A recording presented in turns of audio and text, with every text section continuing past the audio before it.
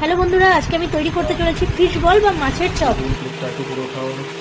Fish ball তৈরি করার জন্য আমি রুই বা কাতলা মাছের পেটি নিয়ে সেটাকে উষ্ণ হালকা আঁচে সিদ্ধ করে নিয়েছি নুন হলুদ দিয়ে।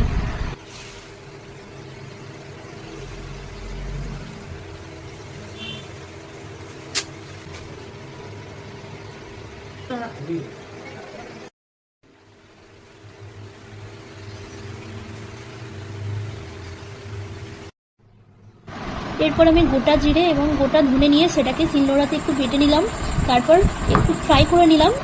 এরপর আমি দিয়ে দিলাম লঙ্কা কুচি, আদা কুচি, রসুন কুচি, ধনেপাতা কুচি,